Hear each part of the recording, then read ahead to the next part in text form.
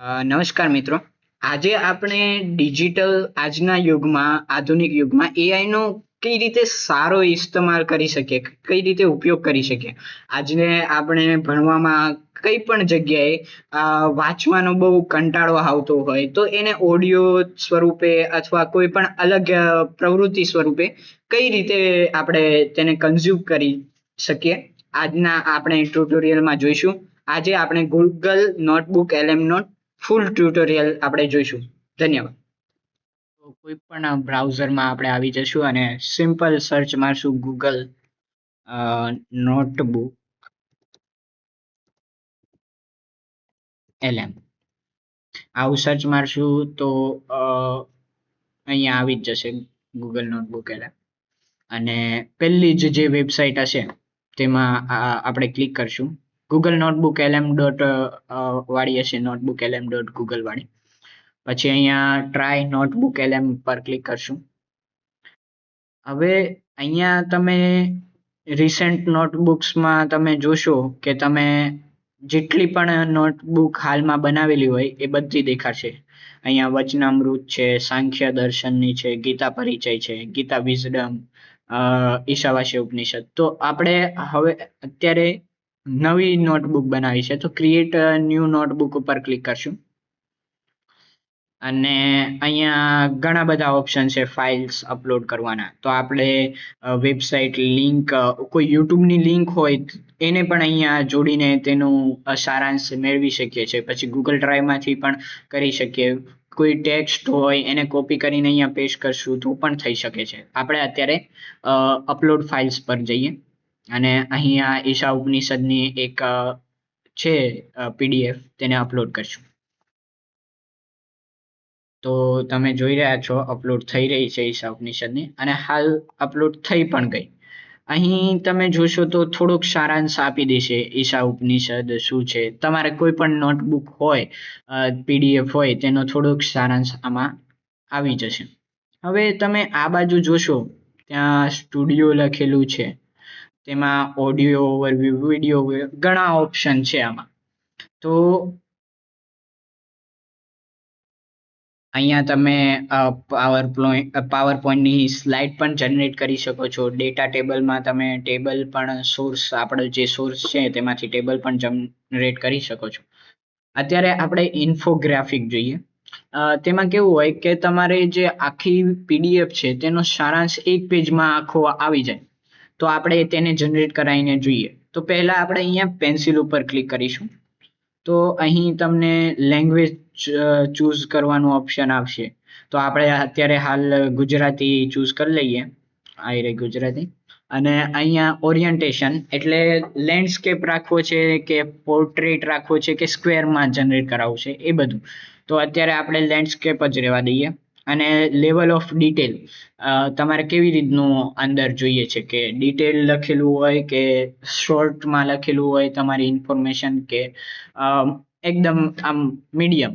તો આપણે અત્યારે હાલ મીડિયમ રાખીએ. પછી તમારે describe the infographic that you want to create, એટલે અહીંયા તમારે જે પણ કંઈ એડ કરવું હોય, કે તમારે માની લો કે હાઇલાઇટ અથવા હાઇલાઇટર એવું બધું એડ કરવું છે, અથવા તમારે એકદમ નોટ્સની જેવું બનાવવું છે, તો આપણે અત્યારે લખીએ કે ક્રિએટ, એક સેકન્ડ, સોરી, અહીંયા આપણે ગુજરાતી સિલેક્ટ કરી દઈશું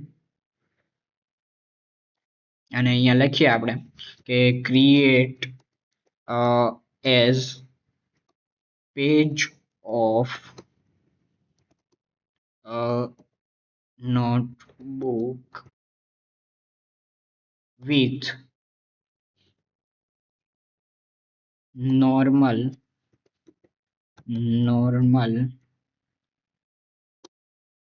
hand writing. ઓકે, તો આપણે એ રીતનું કરીએ અને અહીંયા સિમ્પલી જનરેટ કરી દઈશું એટલે ગુજરાતીમાં જનરેટ થઈ જશે. તો અહીંયા જનરેટ કરાયું છે. હવે અહીંયા જનરેટ થાય છે, તમે જોઈ શકો છો. તો આપણે થોડોક ટાઈમ લાગશે તો જોઈએ. તો મિત્રો આપણે જોઈએ છીએ કે આ હવે થઈ ગયું છે ડાઉનલોડ. તો આપણે આને ખોલીને જોઈએ તો લોડિંગ લે છે થોડું. તો જો આખા ઈશાવાસ્ય ઉપનિષદનો સારાંશ એક પેજમાં આમાં દેખાડી દીધો. ઈશાવાસ્ય ઉપનિષદનો દિવ્ય સંદેશ, બ્રહ્મ અને જગતનું સ્વરૂપ, પરમાત્મા પૂર્ણ છે અને અનંત છે.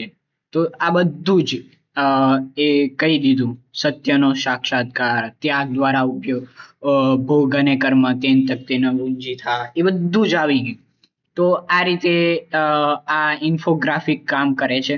તો હવે જોઈએ કે તમને વાંચવાનું મન નથી થતું અને ખાલી કંઈક સાંભળી લઈએ અથવા વિષયને પોડકાસ્ટ રીતે સાંભળીએ તો વધારે મજા આવે. તો અહીંયા ઓડિયો ઓવરવ્યૂ પણ છે. તો આની ઉપર આપણે જઈએ અને અહીંયા પેન્સિલ ઉપર ક્લિક કરીએ તો અહીંયા ઘણા એવા ફોર્મેટ આપેલા છે કે ડીપ ડાઈવ એટલે એકદમ ડીપમાં આપણને સમજાવે, બ્રીફમાં એટલે ઉપર ચલ્લું, પછી ક્રિટિક એટલે કોઈ એક્સપર્ટ હોય તેનો મત અહીંયા રજૂ કરે, અને ડિબેટ તો બે વ્યક્તિઓ ડિબેટ કરે કોઈ એક ટોપિકને લઈને. તો આ રીતના ઘણા ફોર્મેટ આપેલા છે. તો આપણે અત્યારે ડીપ ડાઈવ ઉપર જઈએ અને અહીંયા લેંગ્વેજ આપણે ગુજરાતી કરી લઈએ. તો હવે અહીંયા લેન્થ આપણે જોઈએ તો શોર્ટ રાખવી છે કે ડિફોલ્ટ રાખવી છે. તો અત્યારે આપણે ડિફોલ્ટ રાખીએ અને અહીંયા આપણે કંઈ એડ કરવું હોય કે મારે આ જ વસ્તુ ઉપર વધારે ભાર આપો તો વધારે મને મજા આવે, તો એ તમારી રીતે અહીંયા તમે લખી શકો છો. પણ અત્યારે આપણે કંઈ લખતા નથી. તો હવે જનરેટ કરાવી દઈએ. તો અહીંયા સિમ્પલી જનરેટ ઉપર ક્લિક કરશું. તો તમે જોઈ રહ્યા છો કે અહીંયા જનરેટ થઈ રહ્યું છે. તો આપણે જોઈએ. તો મિત્રો આપણે જોઈ શકીએ છીએ કે આ આપણે આખો ઓડિયો અહીંયા જનરેટ થઈ ગયો છે. તો આપણે ટૂંકમાં તેને સાંભળી લઈએ શું કહેવા માંગે છે, કઈ રીતનું હોય પોડકાસ્ટ. તમે જોયેલું જ હશે મારી ચેનલ ઉપર ગીતાના જે 3 પોડકાસ્ટ છે તે આ રીતે જનરેટ કરેલા છે. તો આપણે જોઈ લઈએ. આપણે બધા જીવનમાં ક્યારેક ને ક્યારેક અટકીને વિચારીએ છીએ ખરું ને કે આ બધું શું છે, મારો હેતુ શું છે, શું આ ભૌતિક સફળતા જ બધું છે? તો આ રીતે આખો પોડકાસ્ટ, આખા પીડીએફ નો સારાંશ તમને આ પોડકાસ્ટ થ્રુ સમજાઈ જશે કે શું કહેવા માંગે છે. અહીંયા આ રીતે વિડીયો ઓવરવ્યૂ નું પણ ઓપ્શન છે અને અત્યારે વિડીયો આપણે કરશું પણ બહુ જ વાર લાગશે, તો વિડીયો અત્યારે રહેવા દઈએ. પણ વિડીયોમાં સેમ રીતની જ તમને છે એક્સપ્લેનર, બ્રીફ, એ રીતના 2 ફોર્મેટ છે. અહીંયા લેંગ્વેજ આપેલી છે, લેંગ્વેજ તમારે ચૂઝ કરવાની, અને અહીંયા વિઝ્યુઅલ સ્ટાઇલ આપેલી છે કે વ્હાઇટ બોર્ડ કે રેટ્રો પેઇન્ટિંગ કે વોટર કલર, કોઈ પણ રીતે, અથવા એનિમે કે કોઈ પણ રીતે તમે જનરેટ કરાવી શકો છો. અત્યારે આપણે છેલ્લે માઇન્ડ મેપ જોઈ લઈએ. તો માઇન્ડ મેપ જનરેટ થાય છે. તો આપણે જોઈ શકીએ છીએ કે અહીંયા માઇન્ડ મેપ જનરેટ થઈ ગયો છે. તો આપણે ખોલીને જોઈએ કે માઇન્ડ મેપ કેવો હોય. તો અહીંયા જો ઈશા ઉપનિષદ, તો ઈશા ઉપનિષદમાં 4 ભાગ પાડ્યા: core philosophy, path two knowledge, એવા મંત્રો અને કી કોન્સેપ્ટ. તો કોર ફિલોસોફીમાં પણ આવા ઇન્ફિનિટ બ્રહ્મણ, પછી નોન ડ્યુઅલિઝમ, તો આવી રીતે ઘણા બધા અંદર ભાગ મળી શકે છે. પણ હા, અહીં આ જે માઇન્ડ મેપ છે એ માત્ર ઇંગ્લિશમાં જનરેટ થશે. તો એક તમને જણાવી દઉં. તો બસ આજના વિડીયોમાં આપણે આટલું જ હતું. જો તમને વિડીયો પસંદ આવ્યો હોય તો આપણે મળશું.